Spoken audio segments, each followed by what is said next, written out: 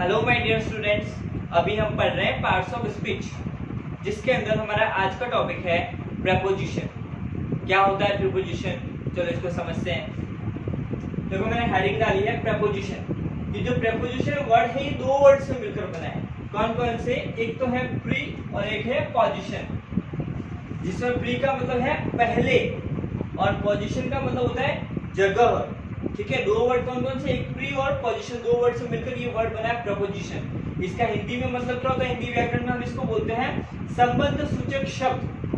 मतलब ऐसे शब्द जो संबंध सूचक होते हैं। इसके नाम से हमको पता लग रहा है ऐसे वर्ड जो किसी का संबंध बताते हैं, संबंध सूचक होते हैं। ठीक है, अब किसका संबंध बताते हैं, किससे बताते हैं, वो हम पढ़ेंगे डेफिनेशन के अंदर। ठीक है, तो चलो कंसंट्रेट करो। In a sentence, a preposition is a word placed before a noun or a pronoun to show its relation with another noun or pronoun. मतलब preposition जो है वो किसी भी सेंटेंस में एक ऐसा वर्ड है। preposition किसी भी वाक्य में एक ऐसा शब्द है placed before a noun or a pronoun, जो कहाँ आता है? किसी भी नाउन या प्रोनाउन के पहले आता है। मतलब ऐसा शब्द जो किसी भी संज्ञा या सर्वनाम के पहले लगता है। To show its relation with another noun और प्रोनाउन। ठीक है, मतलब ऐसा वर्ड जो कहाँ आता है? किसी भी नाउन या प्रोनाउन के पहले आता है। क्यों आता है? वो किसी दूसरे नाउन या प्रोनाउन का रिलेशन बताने के लिए। ठीक है, सिंपल से शब्दों में इसकी डेफिनेशन ये होगी कि ऐसा वर्ड जो किसी नाउन या प्रोनाउन से पहले आता है, किसी दूसरे नाउन या प्रोनाउन का रिलेशन बताने के लिए। आया आपको समझ में? इजी है। ठीक है, चलो इसको हम देखते हैं। देखो मैंने यहाँ पे एग्जांपल लिखा है और कुछ वर्ड्स लिखे हैं। कौन कौन से? देखो, at, on, in, under, above, upon. ये जो वर्ड्स है इनको हम बोलेंगे प्रीपोजिशंस। और प्रीपोजिशन सिर्फ इतने ही नहीं है, इतने सारे प्रीपोजिशन है। देख लो आप, इतने सारे प्रीपोजिशन अपने को पढ़ने हैं। ठीक है, अब ये प्रीपोजिशन कहाँ यूज होते हैं, कैसे यूज होते हैं, वो हम देखेंगे एग्जांपल के अंदर। ठीक है, तो चलो हम देखते हैं एग्जांपल।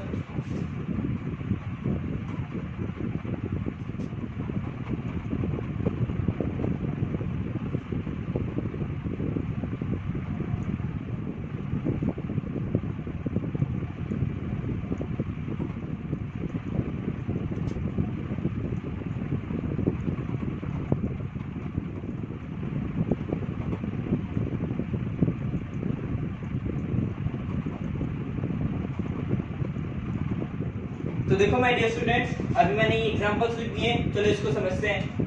देखो पहला सेंटेंस है she is at the gate. मतलब इसका हिंदी में मतलब होता है वह गेट पर है। तो यहाँ पे जो एट वर्ड है ये क्या होगा? हमारा प्रेपोजिशन। ठीक है, क्यों होगा प्रीपोजिशन? प्रीपोजिशन कौन से शब्द होते हैं? ऐसे शब्द जो किसी का रिलेशन बताते हैं। किसका रिलेशन किससे बताते हैं? तो देखो एट जो वर्ड है वो किसका रिलेशन बताना है? तो देखो शी का मतलब होता है वह। तो ये क्या है? नाउन या प्रोनाउन? ये हमारा प्रोनाउन होगा। ठीक है, तो प्रोनाउन का रिलेशन बता रहे, किससे बता रहे? किसी दूसरे नाउन से बता रहे हैं। गेट यहाँ पर हमारा क्या होगा? नाउन। मतलब ऐसे शब्द जो किसी नाउन या प्रोनाउन से पहले आते हैं। तो ये नाउन या प्रोनाउन, ये नाउन है ना, नाउन से पहले आ रहा है। ठीक है, और इसका रिलेशन किससे बता रहा है? किसी दूसरे नाउन या प्रोनाउन। ये प्रोनाउन से रिलेशन बता रहा है, तो इसलिए इसकी डेफिनेशन ऐसे है। आइए आपको समझ में। नेक्स्ट एग्जांपल देखो, the book is on the table. Book कहाँ पर है? तो बुक टेबल पर है। तो ऑन जो वर्ड होगा वो हमारा होगा प्रेपोजिशन, क्योंकि ये क्या बता रहा है? रिलेशन बता रहा है। द टेबल, टेबल क्या है? एक वस्तु है, इसको हम बोलेंगे नाउन। नाउन से पहले आ रहा है ऑन, है ना, नाउन से पहले आ रहा है और क्या कर रहा है? रिलेशन बता रहा है। किससे बता रहा है? किसी दूसरे नाउन या प्रोनाउन। ये यहाँ पे क्या है? नाउन। इसका रिलेशन इससे बता रहा है, इसका रिलेशन इससे। ठीक है, तो देखो बुक कहाँ पर है? टेबल पर है। ठीक है, तो इसलिए ऑन यहाँ पे आना जरूरी है। ठीक है, नेक्स्ट देखो, Divya is in the kitchen. Divya कहाँ पर है? किचन में है, रसोई घर में है। तो यहाँ पे जो अपना इन वर्ड होगा वो होगा प्रेपोजिशन। ठीक है, इन यहाँ पे क्या होगा? प्रीपोजिशन, क्योंकि ये क्या बता रहा है? रिलेशन बता रहा है। किसका रिलेशन? तो देखो नाउन, ये यहाँ पे क्या है? दिव्या क्या है? नाउन, किसी व्यक्ति का नाम है ना, किसी इंसान का नाम है दिव्या। तो दिव्या का है? किचन के अंदर है। तो दिव्या और किचन को कौन का रिलेशन कौन बता रहा है? इन, ये जो वर्ड है, मतलब दिव्या किचन में है। ठीक है, दिव्या कहाँ है, दिव्या किचन में है। तो यहाँ पे इन जो वर्ड होगा वो प्रीपोजिशन होगा, ये संबंध बता रहा है इसे, ठीक है। अगर यहाँ पे भी ये वर्ड नहीं होता, इन नहीं होता, प्रीपोजिशन नहीं होता, तो सेंटेंस क्या होता, दिव्या इज द किचन। ये क्या सेंटेंस हुआ, दिव्या इज द किचन। क्या ये सेंटेंस सही है, नहीं है, क्योंकि इसका हिंदी में मतलब क्या हुआ, दिव्या इज द किचन मतलब दिव्या किचन है, दिव्या रसोई घर है। क्या ये सेंटेंस सही है, नहीं है। क्यों नहीं है, क्योंकि इसके अंदर प्रीपोजिशन नहीं आया है। इसलिए प्रीपोजिशन की इंपॉर्टेंस आपको पता लगती है, इतना सा वर्ड है बट इसकी इंपॉर्टेंस बहुत ज्यादा है, ठीक है। तो इसलिए प्रीपोजिशन जो वर्ड है, मैंने आपको बताया उतने सारे वर्ड है, वो इसलिए बहुत ज्यादा इंपॉर्टेंट है। प्रीपोजिशन अपने को अच्छे से पढ़ने, ठीक है। प्रीपोजिशन का एक छोटा सा वर्ड की पूरी लाइन की मीनिंग चेंज कर देता है, ठीक है। देखो नेक्स्ट क्या है, Arun is under the tree. मतलब अरुण का है, अरुण पेड़ के नीचे है। अंडर का मतलब होता है नीचे, अरुण पेड़ के नीचे है। तो नीचे है ये वर्ड क्या हुआ, प्रीपोजिशन, क्योंकि ये क्या बता रहा है, रिलेशन बता रहा है, ठीक है। किसका रिलेशन बता रहा है, अरुण का और पेड़ का रिलेशन बता रहा है कि अरुण का है, पेड़ के नीचे है। अगर यहाँ पे ये वर्ड अंडर नहीं होता, चलो मैं इस वर्ड को हटा देता हूं, अरुण इज द ट्री। ये सेंटेंस क्या हुआ, अरुण इज द ट्री। क्या ये सही है, इसका मतलब क्या होता है, अरुण पेड़ है। क्या ये सेंटेंस सही हुआ, अरुण पेड़ है, नहीं हुआ ना। ये क्या सेंटेंस हुआ, कोई सेंस ही नहीं है इसका। तो क्यों नहीं है, क्योंकि इसके अंदर प्रीपोजिशन नहीं आया। लगाओ अपन इसके अंदर preposition, Arun is under tree मतलब अरुण पेड़ के नीचे है। या तो अरुण पेड़ के आगे होगा, या पेड़ के पीछे होगा, या पेड़ के ऊपर होगा, या नीचे होगा, बट प्रीपोजिशन तो हमको लगाना जरूरी है ना, तभी सेंटेंस कंप्लीट होगा, है ना। तो इसलिए preposition is the most important part of our parts of speech. इसलिए हमको प्रीपोजिशन बहुत अच्छे से पढ़ना है, ठीक है। बहुत सारे प्रीपोजिशंस हैं, तो अपने को एक एक प्रीपोजिशन का वर्ड हमको समझना है और उसको अच्छे से अपने माइंड में बिठाना है, ठीक है। सो बच्चों, प्रीपोजिशन के अंदर मेनली 3 पॉइंट्स कवर होते हैं। कौन कौन से, डायरेक्शन, टाइम एंड प्लेस और लोकेशन, ठीक है। ये मेन 3 पॉइंट्स हैं जो हमारे प्रीपोजिशन के अंदर कवर होंगे, और इनके अंदर ही अलग अलग प्रीपोजिशन हम पढ़ेंगे, जिसके अंदर हम सबसे पहले पढ़ रहे हैं प्रीपोजिशन ऑफ प्लेस के बारे में। प्लेस यानी जगह, है ना, प्रीपोजिशन ऑफ प्लेस, ठीक है। प्रीपोजिशन ऑफ प्लेस के बारे में हम पढ़ रहे हैं, जिसके अंदर सबसे पहले हम पढ़ेंगे ऑन। इसका मतलब क्या हुआ, ऑन किसके अंदर आता है, प्रीपोजिशन ऑफ प्लेस। तो कोई जगह की बात करेंगे तब ऑन का यूज होगा, ठीक है। डिटेल में चलो पढ़ते हैं। किसी चीज के सरफेस को दिखाने के लिए, सरफेस यानी सतह, मतलब ऐस कोई भी चीज होगी उसको किसी सरफेस पर दिखाते हैं अगर हम, तो वहां पे हम ऑन का प्रयोग करेंगे, ठीक है। जैसे एग्जांपल देखो, the book is on the table. मतलब बुक का मतलब क्या हो, किताब, है ना। The book is on the table मतलब किताब टेबल पर पड़ी है, या किताब टेबल पर है, ठीक है। तो यहाँ पे प्रीपोजिशन कौन सा है, ऑन ही रहा है ना। तो ऑन क्या काम कर रहा है, यहाँ पे किताब और टेबल का रिलेशन बता रहा है, ठीक है। मतलब किताब कहाँ पर पड़ी है, टेबल पर पड़ी है, ठीक है। किताब कहाँ पर पड़ी है, टेबल पर पड़ी है। तो किताब और टेबल का रिलेशन कौन बता रहा है, ऑन। तो ऑन यहाँ पे अपना क्या हुआ, प्रीपोजिशन, ठीक है। तो ऑन का हिंदी में नॉर्मली मतलब क्या हुआ, पर। मतलब बुक कहाँ पर है, टेबल पर। तो ऑन हमारा यहाँ पे क्या हुआ, प्रीपोजिशन, ठीक है। जैसे नेक्स्ट एग्जांपल हम लेंगे, the paper is on my desk. Desk का मतलब भी टेबल ही होता है, ठीक है। जैसे मैंने बोला, जैसे आप मेरे पास आए कि सर वो पेपर कहाँ पड़ा है, मैंने बोला अंदर मेरी ऑफिस में डेस्क पर पड़ा है, जाके ले लो। कहाँ पे पड़ा है, डेस्क पर।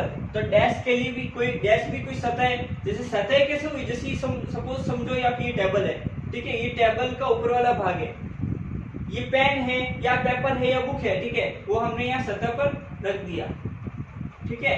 ये इस पर रख दिया, तो टेबल पर क्या है, पेन टेबल पर है, तो सतह के ऊपर है। तो कोई भी चीज जो हम सतह के ऊपर दिखाने के लिए बात करते हैं या बताते हैं, तो हम ऑन का प्रयोग करते हैं, ठीक है। तो the paper is on my desk, तो यहाँ पे ऑन क्या हुआ, प्रीपोजिशन, ठीक है। और ऑन कहाँ पे यूज होगा, देखो, दिन और तारीखों को दिखाने के लिए। मतलब जब हम किसी दिन के बारे में बात करें, यहाँ पे पर्टिकुलर डेट के बारे में बात कर रहे हैं, मतलब जो फिक्स है, किसी पर्टिकुलर डे के बारे में बात कर रहे हैं या डेट के बारे में बात कर रहे हैं, तब हम ऑन का प्रयोग करेंगे। जैसे example, he will come on Wednesday, मतलब वह बुधवार को आएगा। वह कब आएगा, बुधवार को। कोई पर्टिकुलर डे के बारे में, पर्टिकुलर दिन के बारे में हम बात कर रहे हैं, तब हम क्या यूज करेंगे, ऑन का। ठीक है, तो ऑन यहाँ पे हमारा क्या होगा, preposition. Next, they met me on Sunday, मतलब वे मुझे रविवार को मिले, है ना, वे मुझे कब मिले, रविवार को। पर्टिकुलर डे मतलब पर्टिकुलर दिन के बारे में हम बात कर रहे थे, इसलिए यहाँ पे हमने क्या यूज किया, ऑन। ठीक है, नेक्स्ट देखो, I was born on 21st August 1994. मेरा जन्म कब हुआ था, 21 अगस्त 1994। मैं अपनी बर्थ डेट के बारे में बता रहा हूँ, मतलब मेरा जन्म उस दिन हुआ था, कब, 21 अगस्त 1994, मतलब किसी पर्टिकुलर डेट के बारे में बात कर रहा हूँ मैं, है ना। तो यहाँ पे मैंने क्या यूज किया, ऑन। आया आपको समझ में। ऑन का प्रयोग कब होता है, जब हम किसी सतह को दिखाने, कोई वस्तु किसी सतह पर दिखाने के लिए बात करते हैं, या फिर दिन और तारीखों को दिखाने के लिए। ठीक है, इजी है। चलिए इसका नेक्स्ट, और ऑन कहाँ यूज होता है वो हम पढ़ते हैं। किसी डिवाइस यानी यंत्र, डिवाइस मतलब क्या हुआ, यंत्र या मशीन को दिखाने के लिए, मतलब ऑन का प्रयोग कब होता है, जब हम किसी डिवाइस के बारे में बात कर रहे हैं या किसी मशीन के बारे में बात कर रहे हैं। ठीक है, जैसे फर्स्ट एग्जांपल देखो, he is on the phone. Phone क्या हुआ, हमारा एक डिवाइस हुई, है ना, एक मशीन हुई, यंत्र हुआ फोन।